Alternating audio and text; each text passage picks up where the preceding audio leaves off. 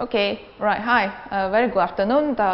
First and foremost, thank you very much for having me here to deliver this lecture.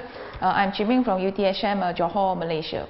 So without further ado, because I know I'm standing between you and your lunch, we shall have a discourse on the disaster, sustainable development and civic society in the context of what UC students can do today in preparation for this disruptive world that is already here now. Our discourse today is being divided into two main parts. The first part will be on the context of natural disasters, sustainable development, as well as civic society. And you'll notice that these are the three main keywords in the theme of GSAT 2018 conference. In the second part, let's walk through the three main aspects of modern living, that's infrastructure, social economy development, as well as the environment aspect, and shall see how these three play a role in making sure that we live in a situation where it's comfortable, safe, and healthy. Okay, talking in terms of natural disasters, are we prepared? When we talk about natural disasters striking a place, we are always referring to a situation where how prepared are we in the face of such a situation.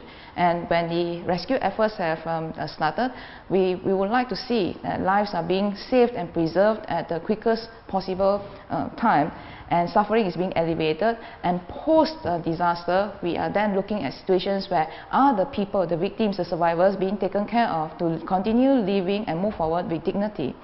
And having said all that, to enhance our preparedness before disaster actually strikes, we need to have a disaster management.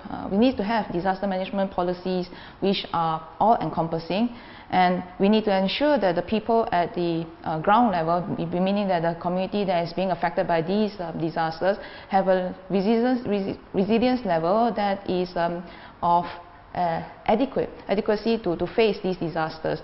And again, we would also like to have information and knowledge management systems that could help us be more prepared for these disasters when they recur. For instance, flooding due to monsoon seasons, earthquakes are unpredictable, we can't do much about that, but we have a lot of alert systems to let us know if the risk and the extent of these disasters. And whenever a disaster strikes, we are also talking about how quickly can we respond to reach the people. Humanitarian aid delivery and the organization's facilitations are of utmost importance to make sure that the victims are being aided as soon as possible. And an important aspect when we talk about the response in time of disaster is children protection.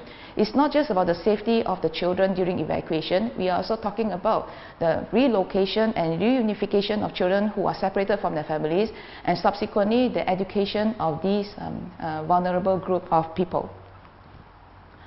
The recovery and rehabilitation that comes in the aftermath of disaster is important, and we need to ensure that there's early recovery initiatives being put in place to have a prompt transition from the chaos into stability for the community. And this involves the ownership and participation of the survivors themselves.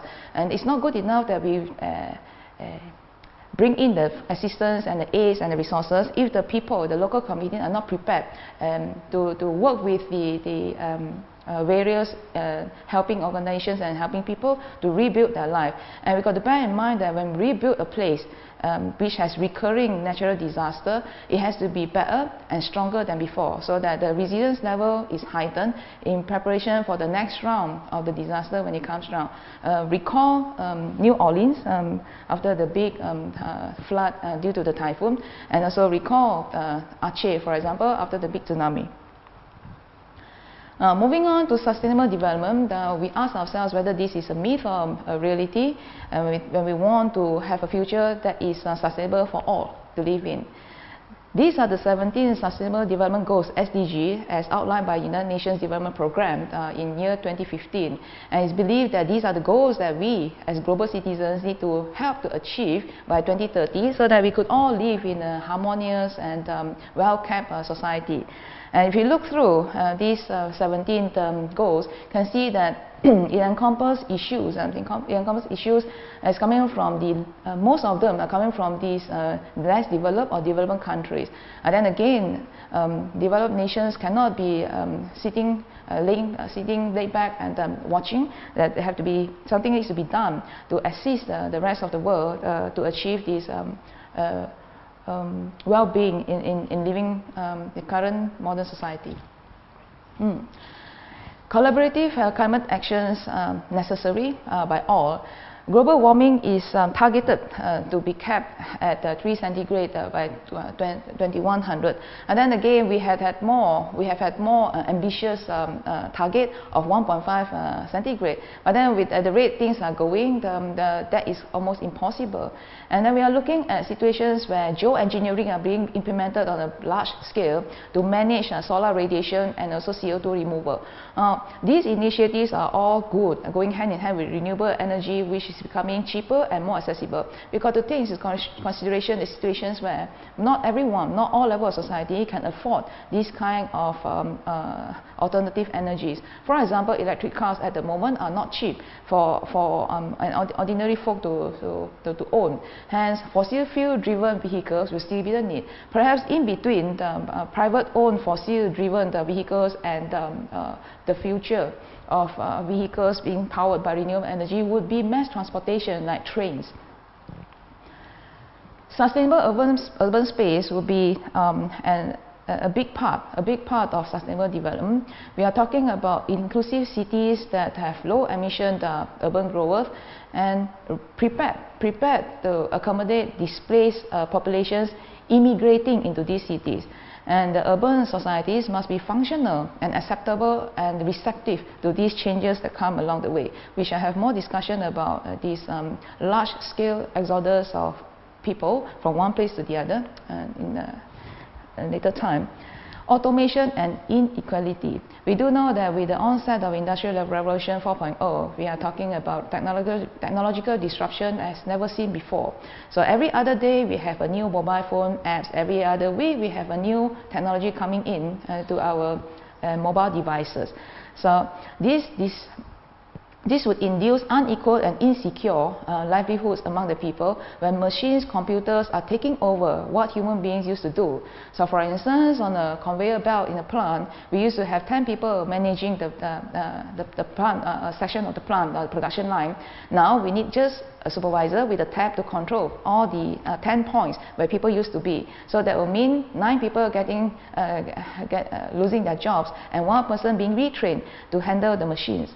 So situations like this will cause people to feel insecure with their livelihood, and we need to look into the current education system that get our people prepared for the future workforce.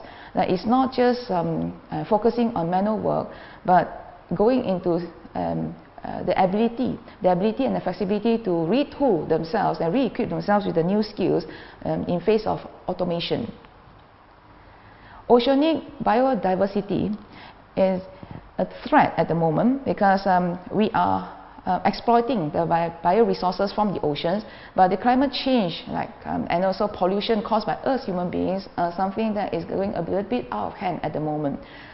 We are asking governments to look at the waters beyond the national boundaries. So it's about the high seas, the oceans, where it's almost like no man's land. It doesn't mean that it is beyond the national boundary, hence the waters can be polluted, or fishing can be done in an excessive manner. Land-based approaches need to be taken into consideration as well, especially involving the people living along the coastline and having the seas or the oceans for their livelihood, the fishermen especially.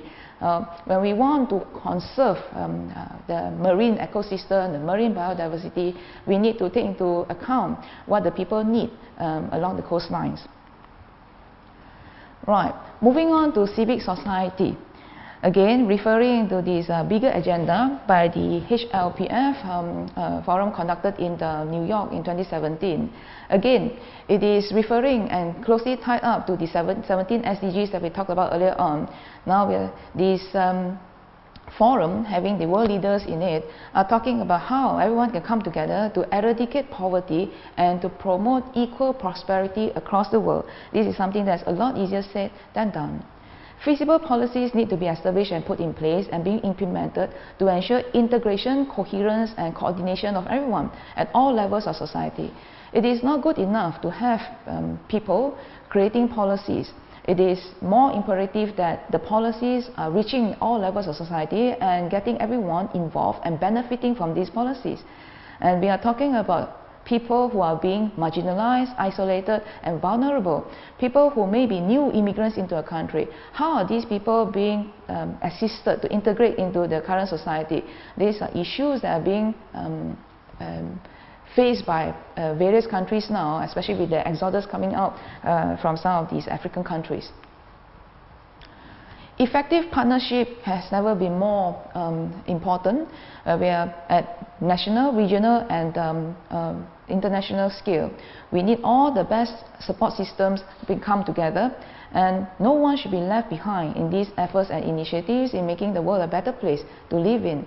The civic society that I'm talking about now is a civilized world where everyone is considered to be deserving global citizens of the good things in this world, the good things in life. And all-level integration is necessary, as we said earlier on. It is about going to a borderless world, classless world, and a color-blind world, if you like. Potent initiatives is, again, something that's necessary. We have to always talk about dangling a carrot in front of the horsey or the donkey to make sure that people are more prepared to be engaged and participative. Come together of all the stakeholders involved, and public sector needs to cooperate with the private sectors, where most of the funds are probably concentrated now, to make this societal development more impactful, if you like. This again will transcend national, regional boundaries, beyond going beyond these boundaries as Southeast Asia and Asia, going towards the world. Moving on to the second part of our discourse today. So the first aspect that we'd like to touch on will be on infrastructure. So the confluence of energy, transportation and technology is something that we cannot avoid. It is inevitable that holistic long-term planning is necessary to ensure that low-carbon transportation coupled with renewable energy is the future of transportation. We need to meet the growing demands of the growing population, whether we like it or not. On the other hand, we've got to ensure social harmony while we're doing all this. So the building of physical things, rail tracks, airports, better highways, better rest areas, in fact, all these can be done, but they need to take into consideration the needs of the people with the progress of time, and they ensure that everyone can afford to enjoy these benefits, not just the selected few or selected category of people. Populist agenda is driving infrastructure markets, the people power, in other words. People first agenda is coming to the front in most countries, especially in the developing world. And the technological development and dissemination the field is getting flatter and flatter, meaning that new technology being established in a place in the world will be very quickly shared with other parts of the world within a week or so. And innovation is driving this industrial competitiveness to the edge, meaning that the more the industry is competing with each other to provide better services, better products to us, the people, and we can be ensured that we get the better quality services, safety, product. For example, a faulty mobile phone, a faulty part of a mobile phone will trigger a very prompt action from the manufacturer for a recall on a global scale, irrespective of the cost that's being incurred on the company for such exercises. Social and environmental awareness has become more heightened over time. Now, we used to be in a situation where when we have infrastructure development, it's all about return on investment in terms of money, the financial gain. But now people want to know what is the short-term and long-term social and environmental impact. They want these things, these parameters to be measurable, and they want this information to be communicated to them, and they want the platform to have their voices heard. So it's not necessary that a highway, for instance, being constructed in place of a public space. It may be good to ease the traffic congestion, but the people living in the community may not like it because the park is actually a green beam down to the people there. So this kind of discourse is getting more active these days, where the people want their voices to be heard. We need to create infrastructure productivity that is driven by technology. Again, this is embracing IR 4.0, if you like. The falling cost of technology is making the transition of research findings to the pilot study and to full-field implementation going through a shorter and shorter time span. And technology today will be obsolete soon. And the shorter operational life cycle makes the people, makes the researchers rather, the scientists, to keep coming up with new ideas, new technologies, and improvement and enhancement to the existing technology and devices to cater for the needs of the people. And another important aspect are the data and analytics coming in. So we do know that big data management, cloud computing, and so on, are making sure that we can disseminate this information at a far quicker pace than before. And these can all come together or be put together to make sure that we make the most out of the infrastructure that we put in place. In terms of infrastructure, again, we cannot run away from the impact of globalization, where these initiatives or these efforts are no longer constrained within the national boundary. Take, for example, the China One Road, One Belt initiative that is cutting across almost the whole of Southeast Asia. So these rail tracks, for instance, coming in from mainland China, coming out to Indochina, and all the way down through Peninsular Malaysia to Singapore. This is going to enhance the connectivity between the people in the region. And global operators with outbound strategies like this, again, need to take into account the feelings of the people, the opinions of the people. While on the outset, it looks like everyone is going to benefit from the better transportation system.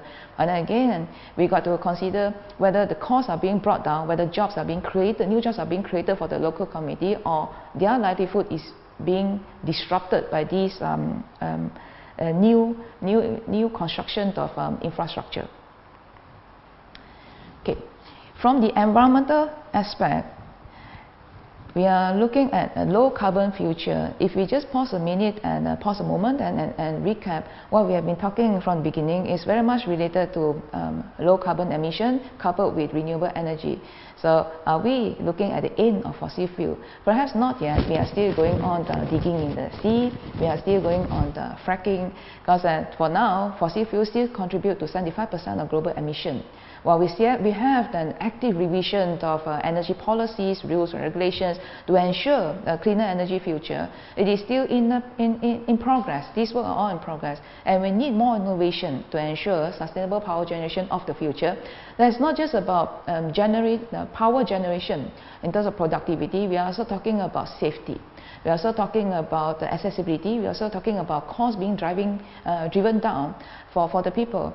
And again, if we could curb our thirst, our need for fossil fuel, then we could very directly move towards better conservation and preservation of biodiversity, and this is very obvious. Nature plays a role as well in conserving nature, if you like. So in solving the problems of climatic change, we like to think that nature could have solutions for us, like reforestation, restoring soil health, coastal ecosystem rehabilitation. And these efforts are actually putting nature back into how it originally was, that is, putting it back into balance. And these, again, put together with clean energy technology and also policies, we could ensure that the well-being, health of people and communities will be improved in terms of what? We could have safe drinking water, we could have improved fruit production, that's food safety, we could ensure our endangered species of flora and fauna are being taken care of. So all these will come together if we have initiatives that pull nature into the picture. Because we are the one who disturb nature, so we should be the one to put it back into order. We all eat fish, we all like seafood, and the world fisheries need to be carefully looked into to ensure sustainable management for the future. At the moment, as we speak, 57, almost 60% of the world fishery is being exploited, and sadder still, 30% are being overexploited, depleted, or simply recovering. So how long can we keep this going with big time fishing out there without any discrimination for conservation, and to ensure that we could still enjoy such good supply of seafood in time to come. And looking at the 50 billion USD losses per year due to overfishing and poor management, it is really time for the policymakers, for the industry to sit down and have some more clearly defined initiatives to safeguard the world fisheries. This is being assisted, if you like, by the heightened consumer awareness and demand for sustainable seafood. And there are these little labels and logos coming out now by being stuck onto our seafood supplied by responsible suppliers, to make sure that the seafood that reach our plate on our dining table are the ones that have that will not destroy or damage the ocean too much. Scientific research findings have been incorporated as well into the fishery industry to make sure that whatever we do out there to extract this seafood from the ocean is not doing too much damage if we could. And of course, the government is doing their part to improve policies and management system together with the fishery industry to make sure this is all happening. Mass agriculture practices, again, something that we cannot avoid. The day we decide to be civilized and live together in society and having specialized occupations, then agriculture is necessary. In fact, it's mass agriculture. At the moment, agriculture is the second largest source of greenhouse gas emissions, and we have heard about all these reports coming out about farming of animals, keeping cows, lambs, cattle, and so on. All these are contributing a lot to the carbon emission of the world.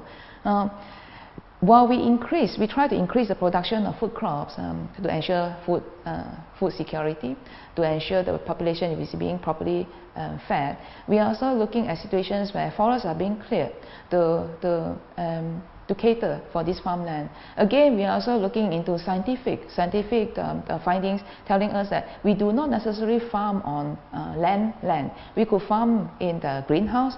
In the greenhouse, we could farm in a terrace building with controlled climate, which would ensure all year round, not disturbed at all by the seasonal change, production of food crops. And these initiatives, these things that we need to look into more carefully to be implemented on a global scale, so that the nature could be taken care of, could be conserved for the future.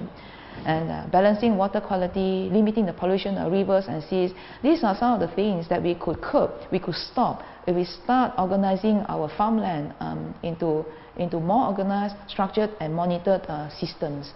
And again, we have the alignment of conservation, food production and the social agenda, as mentioned earlier. Urban development is again necessary because creation of a green future. By the year 2050, 2/3 of the world population will be living in cities, but will our cities be livable by then?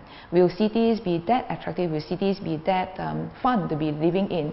We used to have people migrating from the villages to the cities so that they could have a better education for the children, they could have better job prospects, they could have a better transportation system, they could have better access to the outside world, and so on and so forth. But today, as the cities are expanding and overcrowded most of the time, overpopulated, overpolluted, and in other words, we are exerting more and more pressure on the natural resources and public finances to sustain this urban infrastructure. And uncontrolled urbanization with climate change are going to make these cities unlivable. Nature-based solutions, again, could be the best way forward to ensure the health, the safety, well-being and productivity of the people while not disturbing the nature too much. Right. The last aspect that we would like to talk about in terms of the social economy impact, whether we are talking about equality or equity. So now, what's the difference between the equality and equity? So in simple terms, being equal is to give everyone the same thing. But talking about equity is about fairness. We are giving the access to the same opportunity for everyone.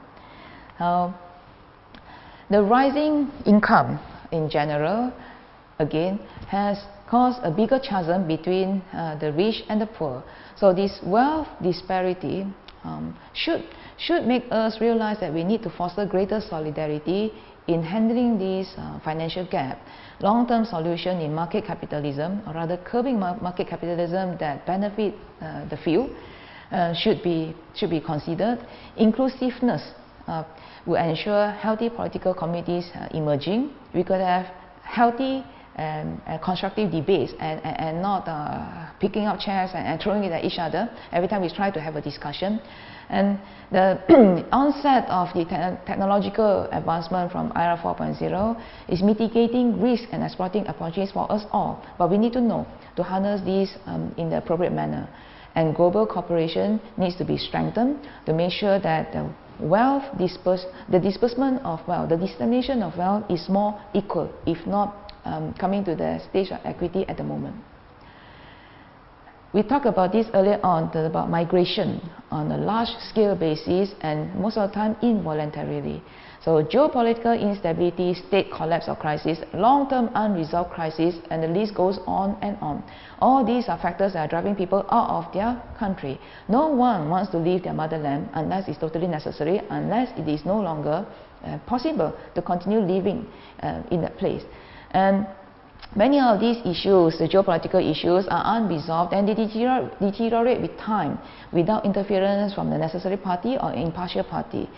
And diminished international cooperation, the most recent being Brexit for instance, will have long-term impact on the world's geopolitical landscape. Whether it's for good or for worse, we don't know. We shall all just give it a little bit of time to settle down and see what is going to happen from now onwards. But then again, we got to bear in mind, we have come a long way since the last big war, Second World War, and perhaps we have also come a long way from categorizing the world into the developing, underdeveloped, or the developed countries, because the Eastern Bloc in general have generally been considered historically to be quote-unquote backwards, while the Western Bloc are the ones with the technological advancement, with the wealth of the world, and so on and so forth. But we do know now that with the rise of the East, if you like, is changing the balance and perhaps making the balance a little bit more quote-unquote fair. And societies are becoming a little bit more polarized. This inevitable segregation could be due to income inequality, we discussed earlier, economic displacement, racial and societal discrimination. And these distinct social groups are not going to be working well together. It cuts across the high and lower income, the high and low income spectrum. And most of the time, wealth disparity is the main concern in this segregation of the society. I've got to bear in mind that the deepening societal class and racial fault lines, if not carefully handled from now, could lead to social instability that goes totally out of hand in future. And people who feel deprived, feel excluded, will actually have their social status diminishing, will find themselves being sidelined in all the good things that are being given out by the state, could rebel and take to the streets, or even worse, to violence. Cyber dependency is something that we can't avoid in today's internet age. It could be good, it could be bad. It depends on how we harness the technology and the platform. All we know is that the dissolving national borders means that we are all becoming global citizens in a virtual manner, if you like. And we need to foster connectivity and communications with all. So this global team working thing is a good thing. We could get things done faster because we could have a platform to exchange the ideas, exchange the technologies. So knowledge transfer, knowledge enhancement could all take place just a click away. However, it has to be considered people of the underprivileged group. They may not have the accessibility, they may not even have a tablet, they may not even have the internet access, or internet access is too slow. So these are the factors that could be hindrance to the equal share of this cyber dependency. And another aspect that of great concern to us all is the rise of cybercrime. And the worrying trend is that the enforcement, the law enforcer, is almost always a step behind the criminals. These are things that need to be more carefully reviewed and improved with time. The aging and shrinking populations, or rising uncertainties in the modern living, the rising cost of living have caused people to be more cautious about raising a family, raising a large family, or raising a family at all. And this will lead to a workforce that is depleting, a workforce that is getting older, the workforce that has more people moving towards a pension age than new talents. We need to, the government policy need to be adapted to cater for the needs of the people today. Too much stress at work, too much stress just getting to work, transportation systems and all, could cause the talent pool to deplete, and there may not even be enough talent to move about within the region, and there will be even more migration from beyond the regional boundaries in future. Right. When all is said and done, do all seem dire and hopeless, or can we be more hopeful and ask ourselves what can we do at the universities to make things better? Summing up in a single slide, we need to teach our students to learn, to unlearn, and to relearn, meaning that they need to be flexible and adaptable in today's world. We talk about borderless countries, borderless world. We talk about internet connectivity. We talk about IR 4.0. All these are demanding our students to be future people, future generation, who can have the mindset of a global citizen, but are able to act locally in their small way around their own corner and contribute to the better welfare of the mankind. And we are looking at teamworking at a scale never seen before. We are talking about teamworking at a virtual level, no longer necessary to get everybody in the room, sitting at the table, like nice and at the round table, talking and planning and scheming. No, we could have all these done over the internet. And above all, we need to teach our students to be compassionate. Because of all the technological advancement that we have, we cannot replace the human heart. Of all the AIs that we have, we can never replace the human heart. Hence, we need to teach our students to retain the sense of humanity. So with that, I hope I have not bored you too much. Thank you very much for your attention to class C, and hope you enjoy the rest of the conference. Thank you.